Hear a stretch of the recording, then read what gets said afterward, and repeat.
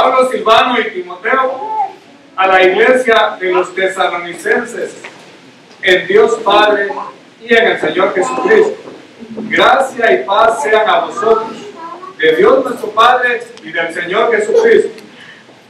Damos siempre gracias a Dios por todos vosotros, haciendo memoria de vosotros en nuestras oraciones, acordándonos sin cesar delante de Dios y Padre nuestro, de la obra de vuestra fe, del trabajo de vuestro amor y de vuestra constancia en la esperanza en nuestro Señor Jesucristo. Oremos. Señor, gracias te damos por darnos este tiempo para hablar de tu palabra y pedimos que nos haga libres, Señor, de cualquier cosa que quiera interrumpirnos, que liberes cada mente, cada corazón, Señor, para atesorar tu palabra. Tú sabes, Señor, que necesitamos este mensaje de vida, de paz, de esperanza, de gozo, de perdón. Necesitamos tu palabra en estos tiempos malos, Señor. Necesitamos tu palabra para crecer como personas delante de ti, para crecer también como iglesia y para ser testigos al mundo. Gracias, Señor, porque aquí tenemos un mensaje y un ejemplo que sin duda tenemos que escucharlo, tenemos que saberlo, para que sea de ayuda y dirección también a nosotros, como tu pueblo que somos en estos tiempos que nos toca vivir. Gracias, gracias te damos y te alabamos, Señor, en el nombre de Jesús. Amén. Sí. Pueden sentarse, por favor. Bueno, hoy estamos prescindiendo de la tecnología, por lo menos por un rato. Quiero hablarles sobre el tema que tenemos ahí, que se llama, pero todos están poniendo atención, ¿cómo se llama? Hoy sí se escuchó mejor. La iglesia de Tesalónica, que era una ciudad. A la gente de Tesalónica se le llama los tesalonicenses. Es una palabra difícil para decir aún para los que hablamos en español, ¿verdad? Me imagino que para los que hablan, gracias, para los que hablan el inglés, les es más difícil decirlo así como está acá en español, ¿verdad? Los tesalonicenses son nuestros hermanos que ya están con el Señor, todos ellos. Ya se han ido, ya se han adelantado. Ellos querían la venida del Señor, así lo dicen en esta carta, pero ellos ya están con el Señor. Pero nosotros estamos acá, y hace miles de años, pero aquí tenemos el ejemplo de ellos, de esta iglesia famosa de Tesalónica. Bueno, sería bueno que nosotros, yo no sé. Probablemente algunos de ustedes han tenido la oportunidad de visitar otras iglesias, y no solo de visitarlas, sino de ser parte de otras iglesias, y tienen algún recuerdo de esa iglesia. Algunos han dicho, es que mi iglesia no era como esta, mi iglesia era mejor. ¿Verdad que así lo hemos dicho a veces? Sí. Y otros han dicho, no, es que allá no me sentía bien, pero en esta iglesia sí me siento bien. Y a veces hablamos de la otra iglesia como que si aquella era la iglesia perfecta. O algunos hablan de esta iglesia como que si esta fuera la iglesia perfecta. Pero quiero decirle que no hay iglesia perfecta en esta tierra. No la hay. Pero aún con sus defectos, que empiezan por mí mismo, aún con sus defectos, la iglesia es la iglesia del Señor, que ha sido comprada con la sangre de Cristo, que ha sido llena por el Espíritu Santo y que tiene su palabra. Y esta iglesia que hoy tenemos nos da un modelo de iglesia. Las iglesias bíblicas, que son varias, si usted lee la Biblia hay varias iglesias. Yo quisiera que por lo menos me mencionaran otra iglesia bíblica. La de Tesalónica es una, pero menciónenme otra iglesia bíblica. La de Corinto, la de Éfeso, sí, y hay muchas. Son iglesias que si usted va y las estudia, se va a dar cuenta que esas iglesias tenían cosas bonitas. Por lo menos si va ahí al libro de Apocalipsis, se va a encontrar con las iglesias del Asia. Y ahí está la iglesia de Filadelfia también. Iglesias hermosas, las cuales tienen un elogio de parte de Dios. Y qué bonito es cuando Dios mismo elogia a su iglesia. ¿Verdad? Sí, ya llegamos, ¿verdad? Ya estamos más o menos despiertitos. Ok, entonces vamos aquí a lo que nos dice hoy esta palabra. Primero la pregunta es, ¿cómo nació esta iglesia? ¿Cómo nació la iglesia de Tesalónica? Bueno, interesante que uno tiene la ventaja que si lee la Biblia, ahí va a encontrar alguna respuesta, porque usted puede ir al libro de Hechos y ahí encuentra lo que dice la Biblia acerca del nacimiento de la iglesia de Tesalónica y da unos detalles bien interesantes. Dice que Tesalónica era la capital de la provincia de Macedonia, la parte norte de la actual Grecia, que ahí ya conocemos por lo menos en el mapa, ¿verdad? Ahí habían religiones griegas, egipcias y también había una sinagoga judía. Ustedes saben que el cristianismo nació en el judaísmo. Jesús estuvo bajo el judaísmo y de ahí nace la iglesia, el cristianismo con Jesús mismo.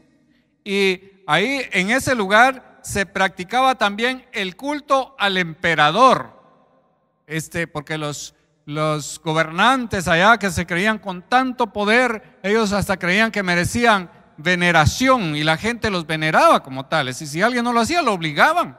Era lo que se llamaba la religión del imperio. Y parece que hoy como que se quiere volver a lo mismo, ¿verdad? Que uno casi tiene que adorar a los gobernantes. Sí, hay que respetarlos, porque la Biblia dice que hay que respetarlos, pero también se pueden equivocar y nosotros como pueblo podemos decir algo para que las cosas no se vayan tan mal. Pero ahí era muy peligroso ponerse en contra del emperador. Eso le podía causar la muerte, lo podían matar, lo podían meter a la cárcel. De hecho, el apóstol Pablo, por esa causa le dieron de latigazos, lo azotaron mucho, porque él dijo, no, nada en contra del emperador. Él estaba hablando de que Cristo es el Señor, pero como decían que César era el Señor, o sea, el gobernante romano, entonces decir que Cristo era el Señor era prácticamente contradecir esa religión del Estado. Pero ¿quién no va a decir que Jesús es el Señor? Jesús es el Señor. Y además, esta iglesia, él la fundó, él hizo 4 viajes misioneros. Yo pienso que todos sabemos que Pablo hizo 4 viajes misioneros. La Biblia hasta tiene ahí el mapa y más o menos la indicación de los viajes y por los lugares donde Pablo fue cuando hizo esos viajes. Él fue por miles de kilómetros, por tierra, por mar, por aire no podía porque no habían aviones todavía en ese momento. Pero él recorrió miles de kilómetros predicando. Y en su segundo viaje misionero, él fundó la iglesia de Tesalónica. Pero un detalle muy importante, oiga bien esto, a mí siempre que paso ahí me emociono, porque dice que fundó la iglesia en más o menos 4 semanas. 3 sábados estuvo él ahí, 3 fines de semana en Tesalónica, en la sinagoga judía. No era una sinagoga cristiana, era una sinagoga judía que practicaba la ley, pero todavía no conocía al Señor Jesucristo. Entonces, ahí él fue y habló acerca del Señor y hubieron personas que creyeron. Ellos ya tenían la ley, así que Pablo les ayudó para que ellos entendieran que la ley estaba apuntando directamente hacia Cristo, y por eso fue que algunos de ellos creyeron. Habían personas ahí importantes que creyeron. Dice que se convirtieron judíos, que eran puramente judíos, también prosélitos griegos, o sea, gente de la cultura griega que no eran judíos de sangre, pero creyeron en el evangelio, o que eran judíos de sangre, perdón, pero tenían la cultura griega, creyeron en el evangelio. Y también dice, y varias mujeres nobles, o sea, mujeres importantes. A mí me gusta cuando la Biblia habla de eso, de personas importantes en la sociedad que creen, porque sabe que esas personas pueden influir y atraer a otras personas, porque tienen influencia en la sociedad.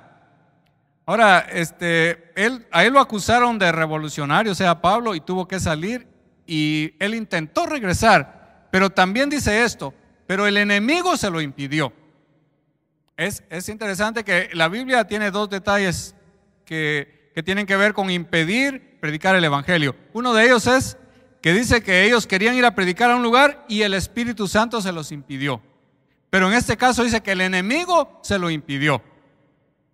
Es decir, que el enemigo también tiene sus armas y a veces quiere interrumpir la predicación del evangelio, ¿verdad? Pone cualquier tropiezo ahí.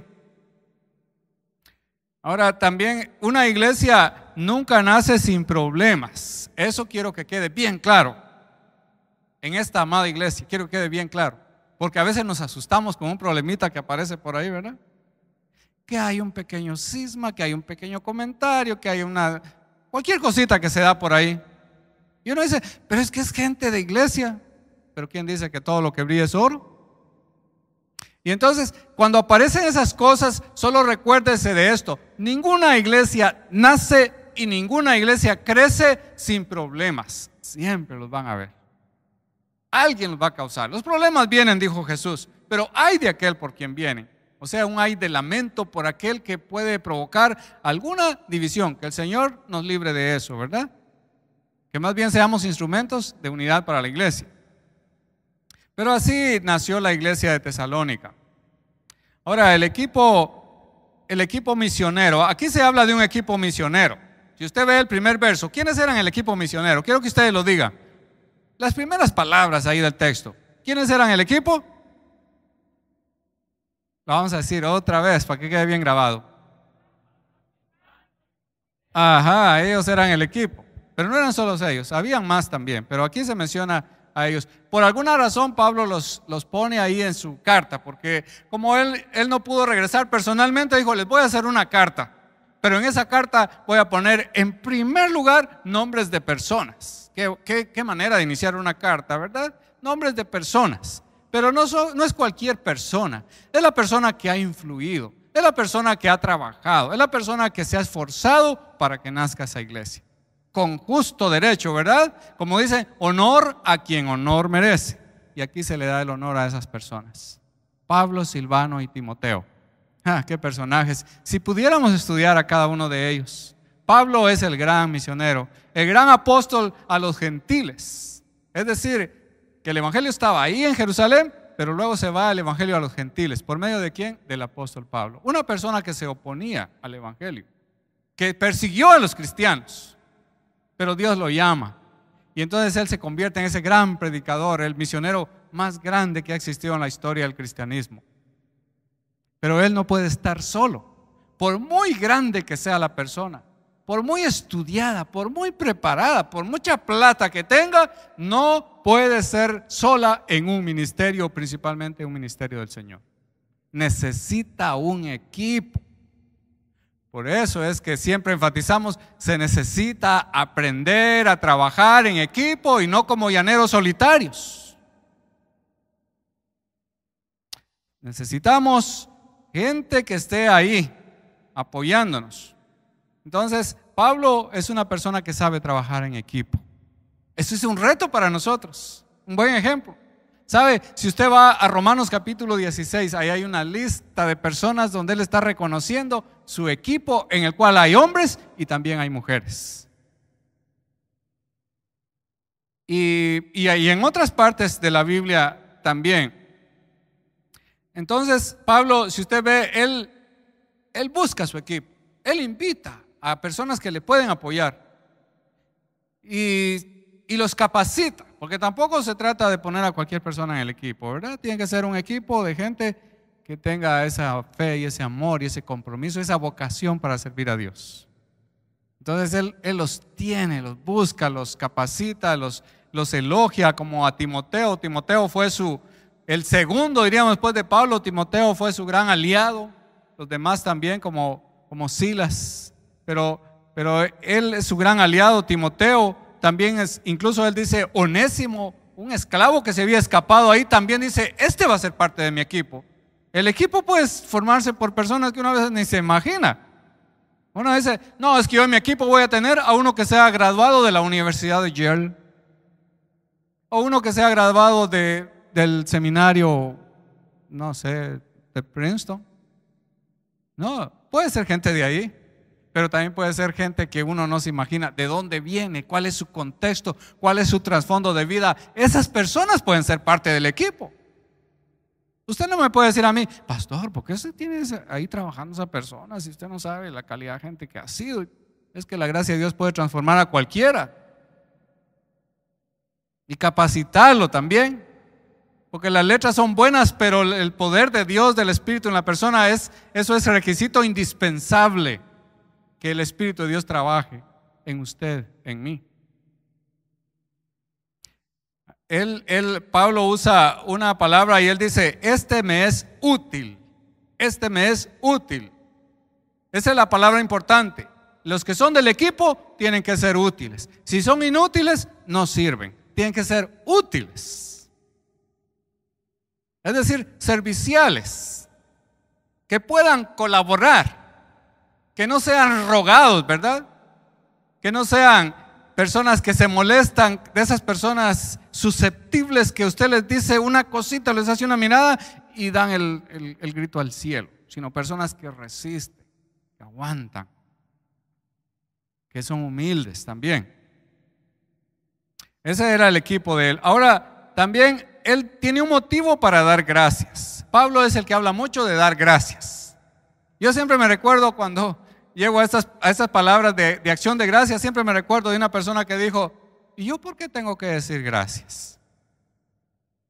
Eso es una mala costumbre que se ha pegado de una sociedad malagradecida. ¿Por qué tengo que decir gracias? Pues porque usted es humilde, ¿verdad? Porque usted reconoce que hay que dar gracias principalmente a Dios, pero también hay que dar gracias a las personas, hay que dar gracias a los demás, hay que ser agradecidos, dice la Biblia. Y Pablo es el que más habla de dar gracias. ¿No se siente usted humillado porque alguna vez tiene que decir gracias? Hasta mejor si dice muchas gracias. Pero él dice que él da gracias. Usted lo puede ver ahí en la palabra que tenemos. Dice, damos siempre gracias. Pero también en otro texto que tenemos ahí en Tesalonicenses dice, dad gracias a Dios, ¿en qué? En todo. Hoy en la mañana fui ahí a ver a una persona a la cárcel y estaba lloviendo aquí en Eagleville, pero estaba lloviendo demasiado, eran torrentes. Yo miraba cuando la gente a veces agarraba unas pequeñas sombrillas y salía y en el momento les volteaba la sombrilla y quedaban mojados completamente. Estaba lloviendo mucho. Y cuando está lloviendo así, si uno está en la casa, pues no hay problema, ¿verdad? Uno dice, está lloviendo, pero yo estoy aquí bien calientito. Pero no se recuerda que allá están otros que están mojando, ¿verdad? Pero estaba preocupado, porque dije, probablemente, ahí hablaron de inundaciones, me llegó un mensaje que decía que iban a haber inundaciones. Yo dije, probablemente se va a meter el agua a mi casa, al sótano, y cómo cuesta estar sacando el agua de los sótanos, para los que han tenido ese problema. Y estaba preocupado. Y de repente me empecé a reír y dije, Señor, gracias por la lluvia. ¿Por qué no damos gracias por la lluvia? Es una bendición. Hay gente que no tiene agua, hay gente que se está muriendo de la sequía, pero aquí nos cae esa bendición. Ver esa lluvia que cae transparente es algo maravilloso. ¿Cuánto le dan gracias a Dios por eso? ¿Y cuánto le dan gracias a Dios por los problemas también? Bueno, por lo menos ahorita, ¿verdad? Porque a veces nos quejamos. ¿Por qué estos problemas? ¿Por qué estas limitaciones? ¿Por qué esta situación? ¿Por qué aquello? Y nos quejamos y nos quejamos y nos quejamos, cuando lo más práctico delante de Dios para aquellos que tienen confianza en Dios es decir, gracias, Señor. Oh, no hubo amén. Ya mucho repitió usted eso, me están diciendo, ¿verdad? Hay que dar gracias. Ahora vea por qué da gracias él aquí. Dice, acordándonos, bueno, damos gracias a Dios por todos vosotros. Una buena costumbre es dar gracias a Dios por los hermanos. Señor, te doy gracias por mi hermana fulana, te doy gracias por mi hermano fulano. Y como nadie lo está oyendo, nadie lo está viendo, solamente Dios le puede decir, Señor, te doy gracias por mi hermano fulano, aunque no me cae muy bien, pero ayúdame para que me caiga mejor. O mi hermana fulana que no me cae tan bien, pero ayúdame para amarla. Pero te doy gracias a pesar de todo, te doy gracias por ella. Que ni sepa ella que estoy dando gracias por ella. Te doy gracias, Señor, por mis hermanos y mis hermanas. La unidad de la iglesia puede empezar ahí, cuando uno da gracias por sus hermanos y hermanas, cuando uno da gracias por las familias, cuando uno da gracias por sus amigos y también por sus enemigos. Como dice una canción cristiana, te doy gracias por mis enemigos porque ellos me acercaron a ti. Porque cuando aparecen esas cositas ahí, ¿verdad? uno se acerca más a Dios. Señor, ayúdame, Señor, guárdame, Señor. Tú sabes que tantas cosas que dicen de mí, pero yo aquí estoy, Señor. Nos acercan más a Dios. Es bonito, entonces, dar gracias por ellos. Así dice, damos gracias delante de Dios, pero dice también, sin cesar, es decir, sin parar yo estoy dando gracias. Gracias, Señor. Y luego dice que aquí hace memoria de ellos en sus oraciones, acordándose de algo muy importante. Son 3 cosas que él dice acá. Vean el verso 3, por favor, y trate de notar cuáles son las 3 cosas por las que da gracias ahí respecto a la congregación de Tesalónica. 3 cosas para dar gracias, 3 motivos muy grandes. Ahí está la primera, por la fe de ellos, el amor. Y hay ahí otra. ¿Sabe qué? La esperanza. La esperanza.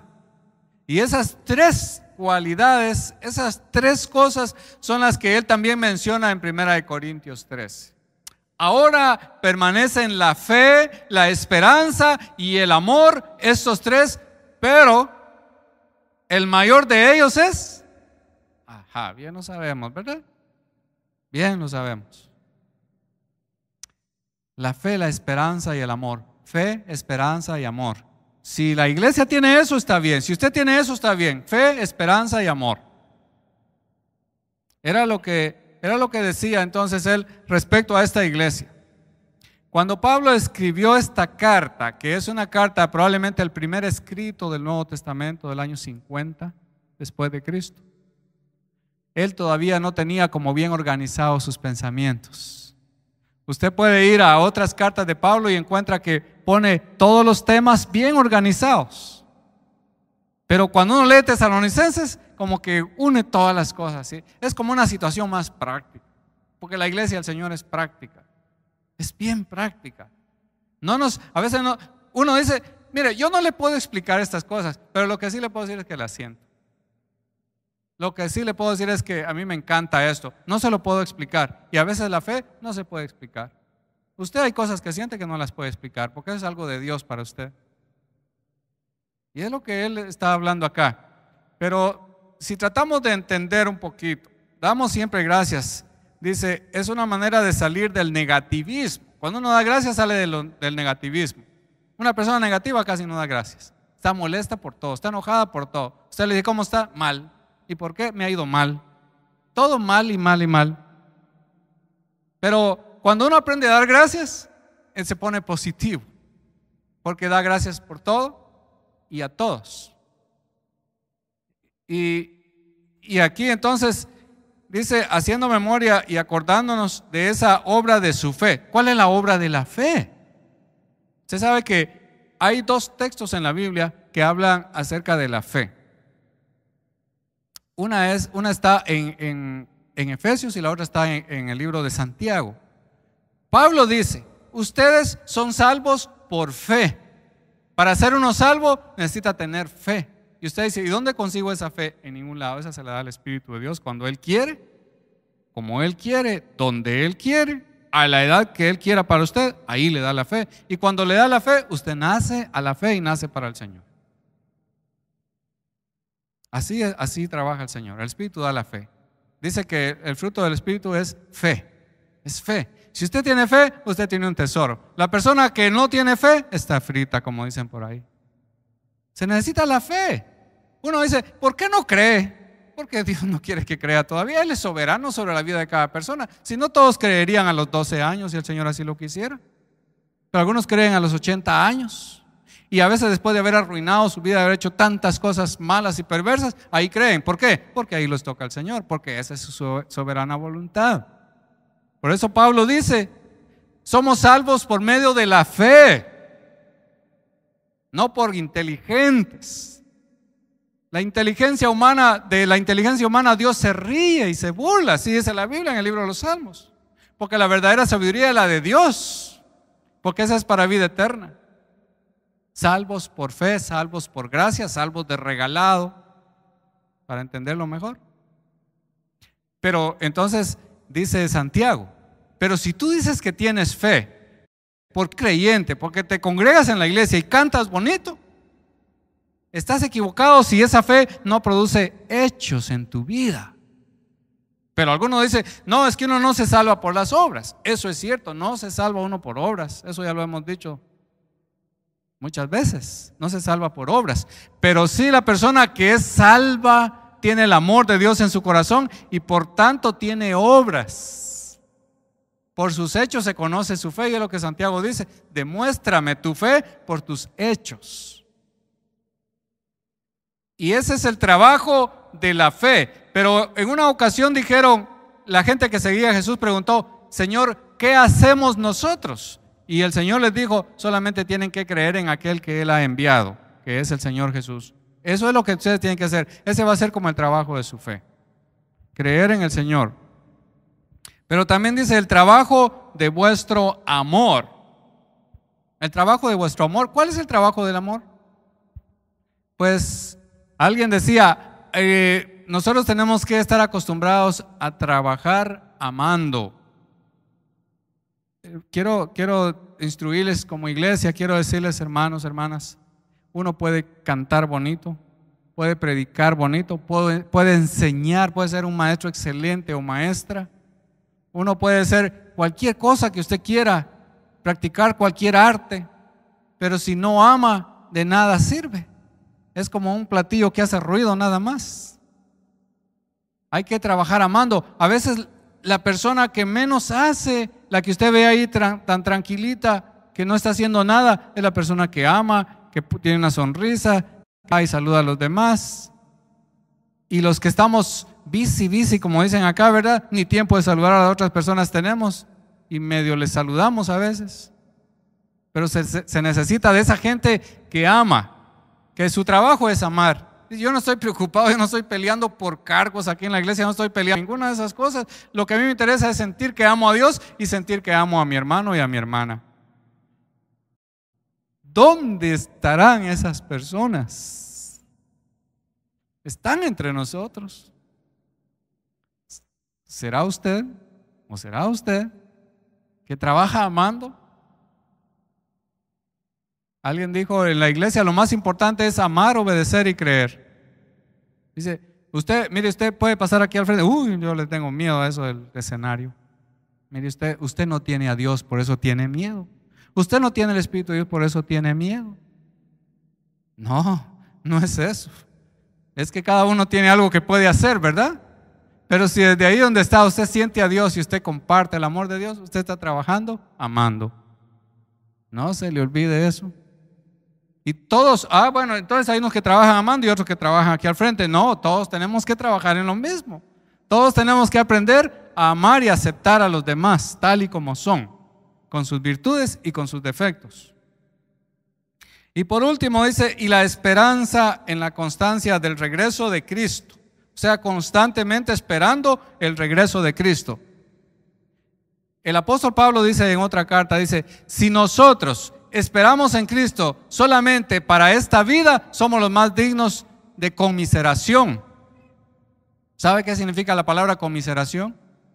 Significa, somos los más dignos de lástima. Si usted y yo estamos emocionados jugando a la iglesita aquí nada más, pero no estamos esperando la venida del Señor, hemos perdido lo más importante. Porque esta vida es una vida corta, es una vida bien limitada. Esto se acaba. Recuerdo hace poco que hablaba con un anciano con mucha experiencia, este anciano, trabajando en la iglesia, y hablaba con él y él me dijo, hoy, dijo, me duele aquí, y no podía, andaba con su pierna así. Y después se sentó y al rato se paró y le dolía la espalda, dijo, me duele la espalda también. Y empezó a reírse y dijo, ya estoy viejo. Le digo, no te preocupes, tómate tu tiempo. Le digo, yo también ya voy a estar viejo. Y me dice, sí, muy pronto. Y usted dirá, pero si ya está y no se ha dado cuenta. Sí, la vida pasa tan rápido, muy rápido. Y no es que los quiera desanimar, sino les estoy hablando de una realidad, que la misma Biblia también lo dice. Por eso es que nosotros no esperamos para el Señor las bendiciones solo en esta vida, sino para la vida venidera, que es la vida perfecta. Esta vida no es perfecta, pero esperamos en el Señor para la vida perfecta. Estos hermanos sí estaban esperando también la venida del Señor. Entonces, ¿quiere usted que todo el mundo hable bien de su iglesia? ¿Cómo se siente usted cuando la gente habla bien de su iglesia? ¿Ah, que uno se siente? Muy, muy contento, ¿verdad? Están hablando bien de mi iglesia. Gracias a Dios por esto. Pero ¿cómo se siente cuando hablan mal de la iglesia? Cuando dice, no, sí, yo fui ahí un día y ni atención me pusieron, nadie se acercaba, todos se hablaban, pero a mí no me hablaron. Todos agarraron su café y a mí no me sirvieron un cafecito, a pesar de que yo era una persona nueva ahí. Ay, se siente uno mal y dice, por favor dígame quién fue. No van a haber represalias, pero dígame quién fue. ¿Quién se está comportando así en la iglesia? ¿Quién es el mal portado o la mal portada de la iglesia? Aquí tenemos un ejemplo bonito de esos hermanos que trabajaban amando, que tenían fe. Y nosotros queremos esto y algo más para la iglesia. Queremos trabajar en equipo. Ese es mi reto para mis líderes en las células. Trabajen en equipo. Reúnanse antes de su reunión de la célula como equipo y hablen qué van a hacer, cómo van a hacer. Trabajen en equipo. Yo sé que no es fácil, siempre lo reconozco. Para nadie es fácil trabajar en equipo. No, si yo para perder el tiempo hay que ni atención me pone, mejor yo lo hago. Me sale bonito solo a mí. No, es trabajar en equipo. Es invitar a los demás. Es capacitar a los demás. Es hablarles, es tomarse un cafecito juntos y hablar y entenderse con sus hermanos, con sus hermanas. Hay que hacerlo. Dicen que el éxito de los equipos ahí en los deportes, ¿cuál es? Que se entiendan bien, que se integren bien como equipo. Y el Señor quiere eso, por eso nos ha dado el vínculo más importante que nos une, que nos ata, que es el amor.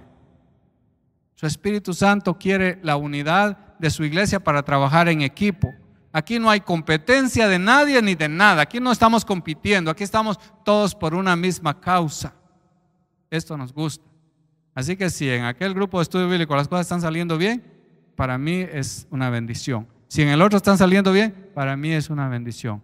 Eso es lo que todos queremos. Pero si esta iglesia está unida y todos nos amamos y que decimos a mí me da lo mismo saludar a todos porque a todos los quiero igual, eso también es importante. Esa es la voluntad de Dios. Seguir en la fe, en el amor y en la esperanza en Cristo Jesús.